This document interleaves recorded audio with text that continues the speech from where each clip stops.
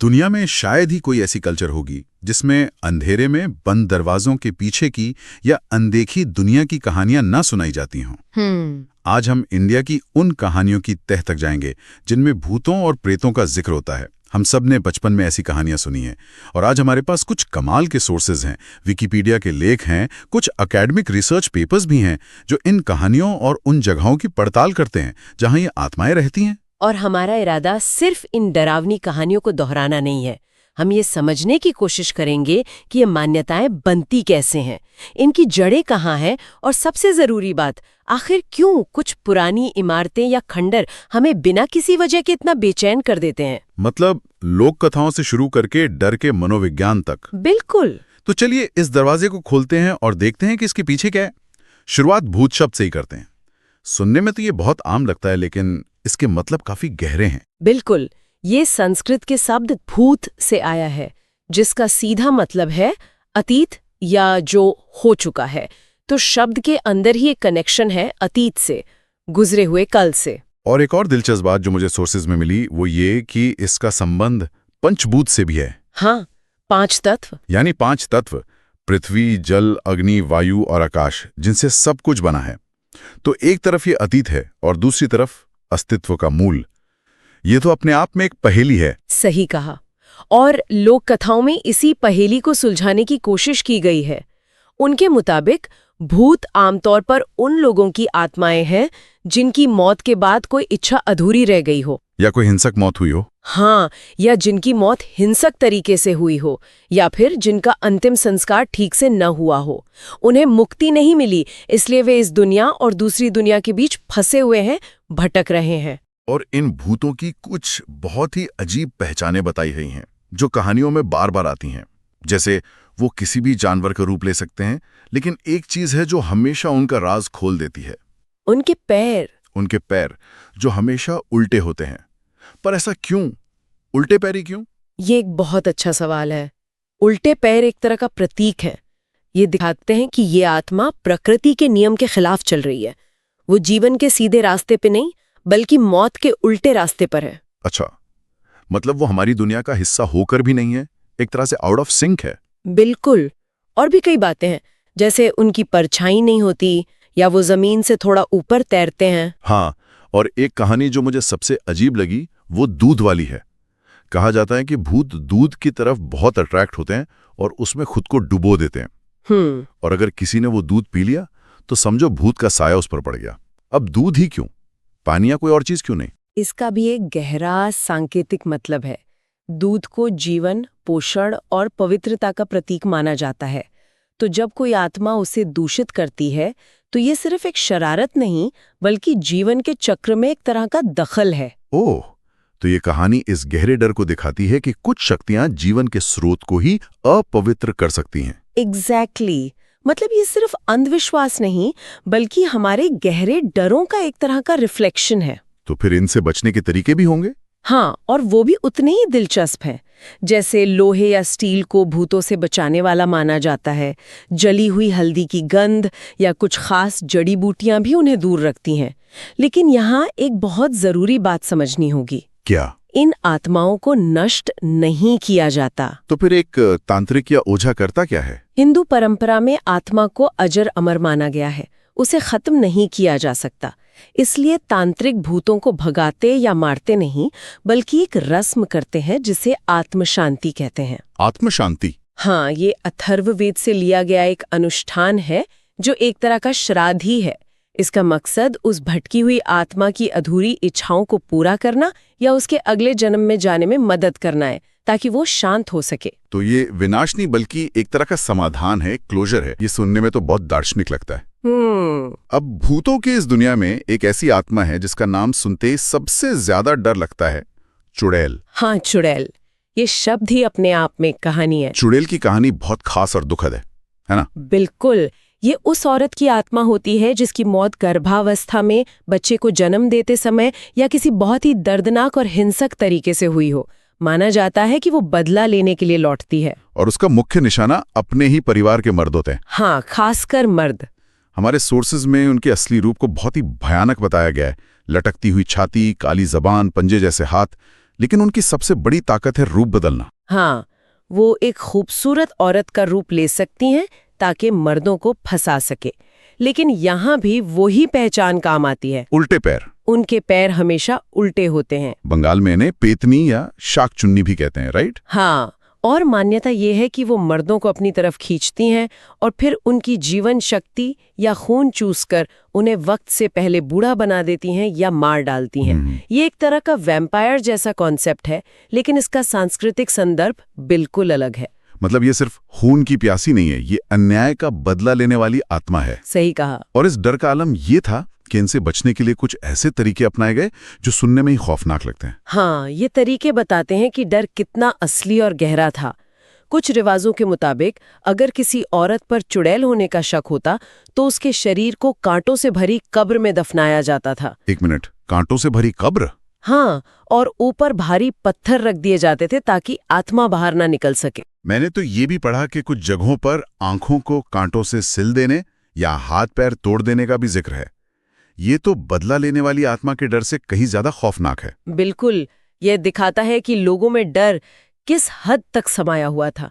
ये तरीके आत्मा को रोकने के लिए नहीं, बल्कि डर को दफनाने के लिए थे। तो इन भूतों और चुड़ैलों की कहानियां हमेशा किसी न किसी जगह से जुड़ी होती हैं। बिल्कुल, ऐसा क्या है कुछ जगहों में जो उन्हें इन कहानियों का केंद्र बना देता है? और जब हम ऐसी जगहों की बात करते हैं तो एक नाम सबसे पहले जहन में आता है, राजस्थान का भानगढ़ किला। हाँ, इसे तो भारत की सबसे प्रेतवादित जगह का खिताब भी मिला हुआ है। भानगढ़ से जुड़ी दो कहानियां बहुत मशहूर हैं। पहली एक तपस्वी की है, बाबा बालानाथ। हाँ, उन्होंने राजा को किला बनाने की इजाजत इस शर्त पर दी थी कि किले की परछाई कभी भी उनके ध्यान करने की जगह पर नहीं पड़नी चाहिए। लेकिन जाहिर है किसी ने शर्त तोड़ दी। हाँ, एक राजा ने किले को और ऊंचा बनवा दिया। जैसे ही परछाई तपस्वी के घर पे पड़ी, उन्होंने श्राप दे दिया और देखते ही देखते पूरा भानगढ़ वीरान हो गया। ये कहानी एक तरह से शक्ति के अहंकार और प्रकृति के अपमान की बात करती है। बिल्कुल। और दूसरी कहानी तो और भी ज्यादा नाटकीय है, राजकुमारी रत्नावती और एक तांत्रिक की। हाँ, वो कहानी ज्यादा मशहूर है। तांत्रिक सिंघिया राजकुमारी की खूबसूरती पर फिदा था। उसने राजकुमारी को हासिल करने के लिए एक इत्र की बोतल पर काला जादू कर दिया। लेकिन राजकुमारी को शक हो गया। उसने वो इत्र की बोतल पास की एक बड़ी चट्टान पर फेंक दी और जादू के असर से वो चट्टान लुढ़कती हुई तांत्रिक की तरफ गई और उसे कुचल दिया। मरते मरते तांत्रिक ने पूरे भानगढ़ को श्राप दिया कि यहाँ कभी कोई चैन से नहीं जी पाएगा। और जल्द ही एक जंग में पूरा शहर तबाह हो गया। इन कहानियों में कितनी सच्चाई है ये कहना तो मुश्किल है, लेकिन सबसे दिलचस्प बात यह है कि भारतीय पुरातत्व सर्वेक्षण मतलब ASI ने भी किले के बाहर एक बोर्ड लगा रखा है। हाँ, जिस पर साफ लिखा है कि सूर्यास्त के बाद अंदर जाना मना है। लेकिन क्या ये सिर्फ एक प्रैक्टिकल वार्निंग नहीं हो सकती? आखिरकार अंधेरे में पुराने खंडहर खतरनाक हो सकते हैं, जंगली जानवर हो सकते हैं। क्या हम इस सरकारी बोर्ड का कुछ ज्यादा ही मतलब निकाल रहे हैं? हो सकता है, लेकिन ये बोर्ड एक तरह से इन कहानियों को ऑफिशियल लेजिटिमेसी दे देता है। ये उस जगह के रहस्य को और गहरा कर देता है। ये कहता है कि यहाँ कुछ तो है। अब ये कुछ चाहे जंगली जानवर हो या भूत, डर तो पैदा होता ही है। ये तो एक ऐतिहासिक जगह की बात हुई। एक मॉडर्न उदाहरण गोवा का रॉड्रिग्स होम है। बाहर से देखने में एक आम खूबसूरत हवेली। हाँ, लेकिन वहां के लोगों के लिए ये एक डरावनी जगह है। रॉड्रिग्स होम की कहानियां ज्यादा व्यक्तिगत और घरेलू हैं। लोगों का कहना है कि वहां अजीब घटनाएं होती हैं। घर के दरवाजे और खिड़कियां अपने आप खुलते और बंद होते हैं। लाइटें टिमटिमाने लगती हैं। सिर्फ इतना ही या कुछ और भी है जो इसे खास तौर पे डरावना बनाता है? सबसे अजीब बात जो लोग बताते हैं वो रसोई से जुड़ी है। कहते हैं कि वहां रखे छुरी कांटे अपने आप हवा में हिलने लगते हैं। ये सुबह जब लोग उठते हैं तो वो अपनी जगह पर नहीं मिलते, किसी और तरतीब में रखे होते हैं। ओहो, ये छोटी छोटी चीजें हैं, लेकिन यही सबसे ज्यादा डराती हैं, क्योंकि ये आपके रोजमर्रा के जीवन में दखल देती हैं। ये बताती हैं कि आपके अपने घर में कोई अनदेखी ताकत मौजूद है। और यहीं पर एक और दिलचस्प विचार सामने आता है, खासकर 80 और 90 के दशक की हिंदी हॉरर फिल्मों के संदर्भ में। तहखाना, रामसे ब्रदर्स की फिल्मों में तो इसे एक आइकॉन बना दिया था। बिल्कुल, हमारे सोर्सेज में एक एकेडमिक लेख इसी पर बात करता है। वो बताता है कि तहखाना सिर्फ एक बेसमेंट नहीं है, ये एक प्रतीक है। प्रतीक? किस चीज का? रामसे ब्रदर्स की फिल्मों में तहखाना सिर्फ एक कमरा नहीं बल्कि घर का अनकहा सच होता था। याद कीजिए, अक्सर वहीं से असली राज या मॉन्स्टर निकलकर आता था। ये इस बात का प्रतीक था कि परिवार की नींव ही किसी गहरे दबे हुए पाप या रहस्य पर रखी है। मतलब तहखाना घर का वो हिस्सा है जहां परिवार अपने सारे राज छुपाता है, और जब वो राज बाहर आते हैं तो वो भूत बनकर सबको डराते हैं। ठीक कहा। तहखाना एक प्रतीकात्मक क्राइम सीन है जहां अतीत के भूत कैद हैं और बाहर आने का इंतजार कर रहे हैं। अब यहाँ एक बड़ा सवाल उठता है, क्या इन जगहों पर सच में भूत होते हैं या हमारे दिमाग में ही कुछ ऐसा है जो हमें इन जगहों से डराता है? बिल्कुल, यहीं से हम कहानियों से निकलकर मनोविज्ञान की दुनिया में कदम रख रहे हैं। ओके। हाँ, और यहाँ एक कॉन्सेप्ट आता है, डर की वास्तुकला या आर्किटेक्चर ऑफ फियर। एक रिसर्च बताती है कि कुछ जगहें हमें इसलिए बेचैन करती हैं क्योंकि वो हमारी उम्मीदों को तोड़ती हैं। इसे आर्किटेक्चरल अनकैनीनेस कहते हैं। मतलब? जब कोई जानी पहचानी जगह थोड़ी बदली हुई और अजीब लगे। बिल्कुल, जैसे एक खाली पड़ा स्कूल जहाँ कभी बच्चों का शोर गूंजता था, या एक सुनसान मॉल, या एक ऐसा गलियारा जो खत्म ही नहीं हो रहा हो।